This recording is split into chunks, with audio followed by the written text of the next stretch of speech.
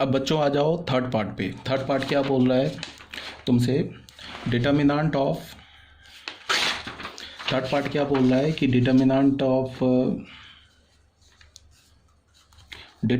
Of adjoint of 3a, इसका value तुमसे पूछ रहा है। ठीक है, फिर फॉर्मूला, बस प्रॉपर्टी तुम्हें याद है तो 1 सेकंड में आंसर आ जाएगा।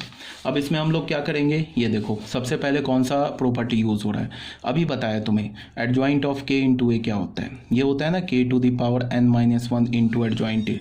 ये फॉर्मूला तो अभी बताया तुम्हें, ये प्रॉपर्टी बताई है ना मैंने तुम्हें, तो बस इसको यहाँ यूज़ कर लेना है। इसको तुम क्या लिख सकते हो, डिटर्मिनेंट लिखा, इसकी जगह इसके अंदर क्या लिख सकते हैं, के का काम क्या कर रहा है 3, ए का ऑर्डर क्या है, ये भी 3 है, तो 3 पे पावर 3-1, ठीक है, इंटू एडजॉइंट ए हो जाएगा इसका डिटर्मिनेंट। अब ये क्या हो गया, 3 पे पावर 3-1 2 इंटू एडजॉइंट ए। अब ए मैट्रिक्स का ऑर्डर क्या है, ये तो फिर किस फॉर्म का हो गया, के इंटू ए का डिटर्मिनेंट किसके इक्वल होता है, K to the power n into determinant A. तो ए का ऑर्डर क्या है, ए का ऑर्डर है 3, तो ये क्या हो जाएगा, ये तो 9 है, तो 9 पे पावर क्या हो जाएगा बताओ, ये 3 हो जाएगा into determinant of adjoint a.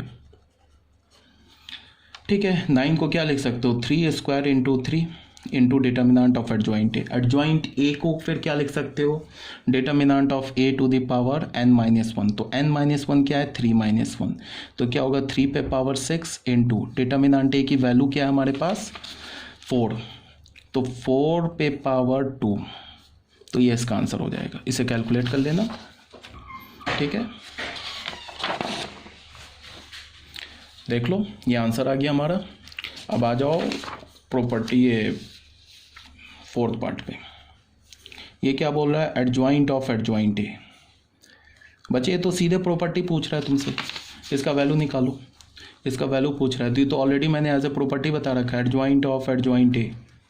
ये प्रॉपर्टी क्या बता रखा है, determinant of A power n-2 into determinant A, ये बता रखा है ना, तो बस ठीक है।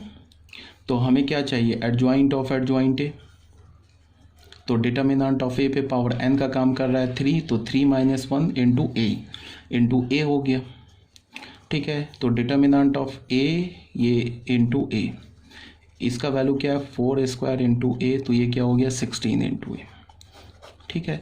तो यहाँ लेफ्ट हैंड साइड में भी मैट्रिक्स है, तो इसका आंसर भी तो मैट्रिक्स में होगा, ऐसा तो नहीं है कि इसका आंसर एक रियल नंबर में आ जाएगा।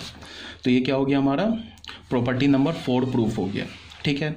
अब आ जाओ बच्चे क्वेश्चन नंबर 2 में। क्वेश्चन नंबर 2 क्या बोल रहा है कि इफ़ ए एक हमारे पास 3x3 ऑर्डर का एक स्क्वायर मैट्रिक्स दे रखा है and B is the adjoint of A, एक मैट्रिक्स ए दे रखा है और बी क्या बोल रहा है कि ये ए का एडजॉइंट है, ठीक है।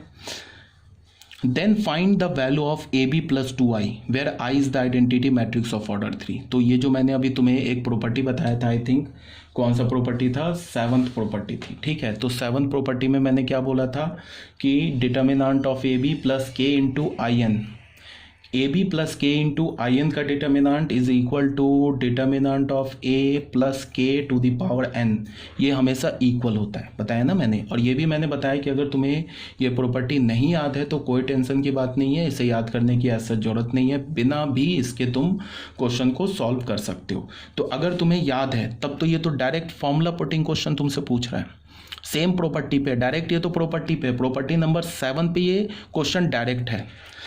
प्रॉपर्टी नंबर 7 क्या बोल रहा है, प्रॉपर्टी नंबर 7 तुमसे ये बोल रहा है, यही है ना, प्रॉपर्टी नंबर 7 में A B plus K into I N, इसका डिटर्मिनेंट किसके इक्वल बोल रहा है तुमको, डिटर्मिनेंट ऑफ ए प्लस यहाँ पे के टू द पावर एन। यहाँ पे कंडीशन क्या दे रखा है कि एडजॉइंट ऑफ ए का जो एडजॉइंट है वो बी मैट्रिक्स है।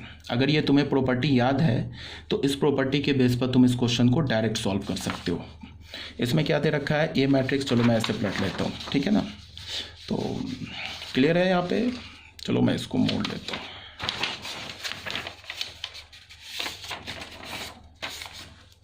ठीक है। तो अब इसी प्रॉपर्टी पे बेस हमें क्वेश्चन करना है, ठीक है। तो कैसे करेंगे सॉल्व वो देख लो। हमारे पास ए मैट्रिक्स दे रखा है एंड क्या बोल रहा है, then find the value of A B plus 2i where I is the identity matrix of order 3। तो कोई बात नहीं है, इसी का वैल्यू दे रखा है ना, ए बी प्लस 2i का डिटर्मिनेंट पूछ रहा है, तो ये किसके इक्वल होगा, डिटर्मिनेंट ऑफ ए प्लस के का काम क्या कर रहा है बच्चे, 2 कर रहा है, इसका पावर क्या होगा एन, एन का काम क्या कर रहा है 3 कर रहा है, बिकॉज 3 ऑर्डर का मैट्रिक्स है, तो डायरेक्ट वैल्यू आ जाएगा।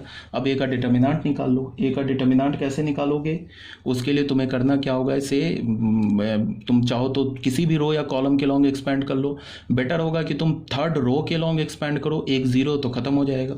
तो determinant of A, determinant of A कैसे निकालेंगे, मैंने इसको थर्ड रो के लॉन्ग एक्सपेंड किया, तो थर्ड रो के लॉन्ग एक्सपेंड किया तो पॉजिटिव नेगेटिव, ये पॉजिटिव हो जाएगा खत्म, उसके बाद ये नेगेटिव तो ये हो जाएगा -1 को माइनस से करेंगे, चलो मैं लिख देता हूँ, ये -1 कर दिया, उसके बाद मैंने सेकेंड कॉलम और थर्ड रो को छोड़ दिया, तो क्या हमें मिला डिटर्मिनेंट 3 2 4 4, ठीक है। उसके बाद ये नेगेटिव, फिर ये पॉजिटिव, तो +1 हो गया। अब मैंने क्या किया कि ये थर्ड कॉलम को और थर्ड रो को छोड़ दिया, तो ये डिटर्मिनेंट हमें क्या मिला 3 2 -3 -3, तो इसका वैल्यू कैलकुलेट कर लेते हैं, ये क्या हो जाएगा 1 और ये क्या हो जाएगा 12 - 8 प्लस ये क्या हो जाएगा इसका डिटर्मिनेंट -9 -6 तो +6, तो 12 - 8 इज़ 4 एंड -6 -9 + 6 इज़ -3, तो ये हो गया 1।